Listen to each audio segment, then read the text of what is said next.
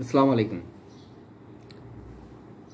বিশ্ব নদী রক্ষা দিবস বা বিশ্ব নদী দিবস উপলক্ষে যে গতকাল পরিবেশ উপদেষ্টা তিনি একটা অনুষ্ঠানে তিনি বলেছেন যে নদী রক্ষায় কঠোর আইন প্রয়োগ করা হবে।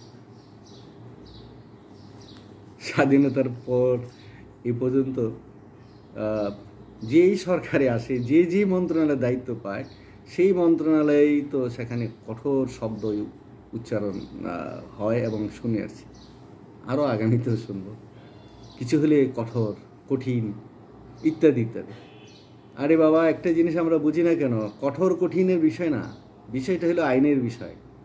আইন বাস্তবায়ন করেন, আইনকে বাস্তবায়ন করার সেই সুযোগটা দিয়ে দিন, দেখবেন যে সব কিছু ঠিক হয়েছে। নদী কারা দখল করে? নদী তো সরকারের সাথে যারা থাকে তারাই করে। যে সরকারি ক্ষমতা থাকে তাদের যারা চাই আছে, চেলাচমুন্ডা আছে, তারা দখল করে। আরেক সরকার যখন আসে তখন সেখানে আবার ভাগ বাটোয়ারা হয়, সেখানে সমঝোতা হয়, তখন আর ওই নদী যেভাবে আছে সেভাবেই থাকে। চোখের সামনে হাজার হাজার নদী দখল হয়ে গেছে। তবে দখল ছাড়াও কিছু নদী মরে গেছে। কার জন্য? সরকারের অবহেলার জন্য। সংশ্লিষ্ট নদী মন্ত্রণালয় যে আছে, পানি সম্পদ মন্ত্রণালয় আছে, ইত্যাদিতে আছে, তাদের গাফিলতির কারণে তারা তো নদীতে যান না। কোথায় নদী ভরাট হয়ে গেল? এই যে কপোতাক্ষ নদী, মাইকেল মধুসূদনের এলাকা, আমি গিয়েছিলাম বহু আগে, এখন মনে হয় কিছুটা খনন কাজ হয়েছে হয়তোবা, কিন্তু দেখেছি সেই দীর্ঘ পথ পর্যন্ত সেই নদী শুকিয়ে গেছে। কপোতাক্ষ নিয়ে তিনি কবিতা লিখেছেন, সতত হে নদ পনে মন মন, তাই না? সুদূর ভাষায় থেকে লিখেছেন। আমাদের প্রতিটি নদী, পদ্মা, এই পদ্মা, এই যমুনা, এই মেঘনা, এই তিতাস, এই গোমতী, এমন হাজারো নদীর দেশ বাংলাদেশ। নদীগুলো পার দখল করে সাধারণ মানুষও পার দখল করে। শুধু যে শিল্পপতিরা করে তা না, আমরা খেয়াল করেছি যে নদীর পাশে যার বাড়ি আরেকটা জমি আছে, সে আস্তে আস্তে আস্তে নদীর ভরাট করে আপনার ওই জমি বাড়াচ্ছে। কেন?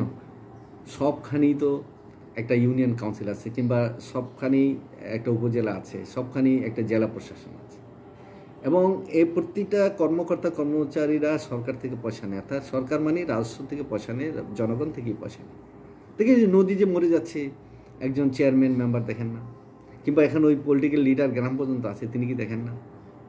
একজন ডিসি কি দেখেন না? একজন এসপি কি দেখেন না? একজন বিভাগীয় বিভাগীয় হেড, তিনি কি দেখেন না? মন্ত্রী দেখেন না? মন্ত্রীর লোকজন দেখেন না? অর্থাৎ দেখার তো বহুত লোক আছে, চোখ তো সবারই আছে, কিন্তু চোখ তো সবার ঝাপসা হয়ে যায় যখন দেখা যায় যে অন্যায়কে প্রশ্রয় দিতে হয়। এই অন্যায়কে প্রশ্রয় দিতে গিয়েই আমাদের এই হাজার হাজার নদীগুলো মরে গেছে। আর এই নদী আর আমাদের বুকের যে ভিতরে ধমনীটা আছে, হার্টের মধ্যে যে রক্ত প্রবাহ হয়, যে ধমনী কিংবা যে শিরা উপশিরার মাধ্যমে, সেগুলিতে যদি চর্বি জমে যায় তাহলে আমরা বলি ব্লক হয়েছে।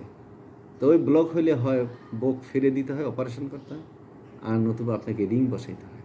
অথবা এখন আবার আছে যে খাওয়া নিয়ন্ত্রণ করেও কিংবা হাঁটা চলা করে ইত্যাদি ইত্যাদি লাইফস্টাইল চেঞ্জ করেও দেখা যায় যে সেখান থেকে বাঁচা যায়।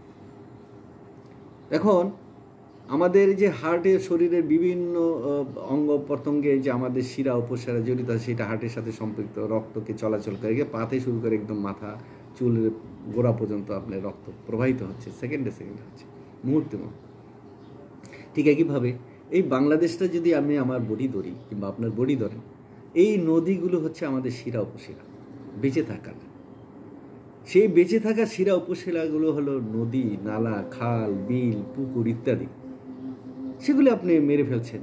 তাহলে এই পানি তো আমাদের রক্তের মতো, আমাদের কৃষির রক্ত, আমাদের অর্থনীতির রক্ত, আমাদের বাণিজ্যের রক্ত। তো সেখানে তো স্বাভাবিক যে ব্লক হবে। যেমন ব্রহ্মপুত্র ব্লক হয়ে গেছে, চর পড়ে গেছে মানে ব্লক হয়ে গেছে। পদ্মাতে চর পড়ে গেছে মানে ব্লক হয়ে গেছে। তো ব্লক হয়ে গেলে একটা মানুষকে কী করতে হয়? অপারেশন থিয়েটার নিয়ে বুক ফিরিয়ে দিতে হয়। কিন্তু আপনার সরকার তো অপারেশন থিয়েটার অর্থাৎ এটা খনন কাজ করতে পারছে না। সব জায়গায় টাকা খরচ হয়, কিন্তু নদী ভরাট নদী খনন করে নাব্যতা আনার জন্য আর সরকারের টাকা থাকে না, এটার জন্য কোনো বৃহৎ প্রকল্প হয় না। আবার যদিও হয় নদী ভাঙনের জন্য, যে নদী ভাঙনের জন্য আবার কিছু টাউট মানে মন্ত্রী আমলা থাকে কিংবা কন্ট্রাক্টর থাকে, প্রকৌশলী থাকে, যে নদী ভাঙছে সেখানে বোল্ডার ফেলতে হবে। দেখা গেলো যে 10 কোটি টাকার বোল্ডার ফেলতে হবে, 1 কোটি টাকার বোল্ডার ফেলার পরে 9 কোটি টাকা পকেট হয়ে গেছে, সবাই ভাগাভাগি করেছে, কেন? তো ইঞ্জিনিয়ার গেল কিংবা মন্ত্রী গেল, কী ব্যাপার এখানে তো 10 কোটি টাকা দেওয়া হলো, মানে নদী ভাঙছে কেন? বলে স্যার তীব্র স্রোত ছিল, আমরা সবই বোল্ডার ফেলেছি, 10 কোটি টাকার বোল্ডার ফেলেছি, সব এগুলি সব মানে স্রোতের তোরে একদম বঙ্গোপসাগরে চলে গেছে। হায় রে এই দেশ, অজুহাতের তো বহু হাত। এত এত দুর্বৃত্ত পরায়ণতা পৃথিবীর কোনো দেশে আছে কিনা ঠিক চাই না। ইভেন নাইজেরিয়ার মতো দেশ কিংবা কম্বোডিয়ার মতো দেশ, ওই সমস্ত দেশও আছে কিনা সন্দেহ আছে।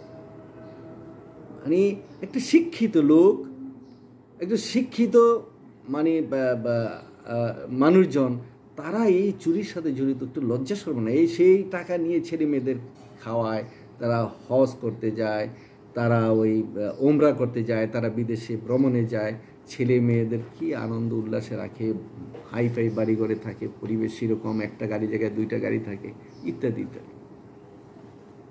এরকম অবস্থায় নদী রক্ষার জন্য যে কঠোর আইন প্রয়োগ করা হবে বললে কাজ হবে না। আইন আছে, আইনকে প্রয়োগ করেন। আইনকে প্রয়োগ করে এখন সুযোগ আছে, এখন বিচারকরাও কিন্তু আপনাদের পক্ষে রায় দিবে। এখন যারা মানে আমলা কামলা যারা আছেন, তারা কিন্তু এখন যাই হোক যেভাবে হোক এখন কিন্তু তারা রাষ্ট্রের জন্য কাজ করবেন, কারণ একটা পরিবর্তন আছে, তারা কিন্তু একটা বিপ্লব দেখেছে, জানে যে বিপ্লবের বিপরীতে গেলে কারোই মুক্তি নেই। তাই এই সময়টাতে আপনারা নদীতে এই করেন, হানা দেন। যে যে জায়গাগুলোতে আছে আপনারা পুলিশ প্রশাসনকে বলেন, থানা প্রশাসনকে বলেন, জেলা প্রশাসনকে বলেন, যার যার এলাকায় 7 দিনের ভিতরে নদী রক্ষা করতে হবে, উদ্ধার করতে হবে। এবং যে নদীতে ব্লক পড়েছে কিংবা যে নদী ভরাট হয়ে গেছে সেগুলি নাব্যতা ফিরে আনার জন্য স্থানীয় জনগণ সহ প্রশাসন এবং সরকারি আর্থিক সহায়তা সহ একটা মানে একটা ক্রাশ প্রোগ্রাম নেওয়া হোক। কারণ এখন তো শুষ্ক মৌসুম আসতেছে, সুবিধা আছে। দেখা যাবে যে 3 মাসের ভিতরে বাংলাদেশের সব নদ নদী পানিতে ভরে যাবে। আর ফারাক থেকে বেশি পানি আসলো আর সমস্যা নেই, আমাদের এই পানিগুলো এখানেই রিজার্ভ হয়ে থাকে। ফারাক্কা তখন বেশি করে যদি পানি ছাড়ে কোনো সমস্যা নেই, বরঞ্চ আমরা আরও বলবো যে আপনি পানি ছাড়েন, আমাদের নদীগুলো ভরে থাকে। যে নদীতে ডুব দিয়ে মানে ছেলেবেলায় কিশোরবেলায় ডুব দিয়ে মাটি আনতে পারতাম না, সেখানে এখন ওই মানে একটা বাটি নিয়ে দাঁড়ায় মাথায় পানি দিতে হয়, অর্থাৎ মানে 1 ফুট পানিও নেই। তো এই নদী তো মানে কেউ দখল করেনি। এই নদীর কেন হয়েছে? এই নদীর মাটি ভরাট হতে হতে সেটা নদীটা আস্তে আস্তে তলদেশ উঁচু হয়ে গেছে। আপনারা এগুলিটা খেয়াল করেন না কেন? এগুলি খেয়াল করেন, তাহলে এদেশে দেখা যাবে যে প্রচুর পানি এসে যাবে। আমাদের কৌশল আমাদেরই করতে। ধন্যবাদ, ভালো থাকবেন।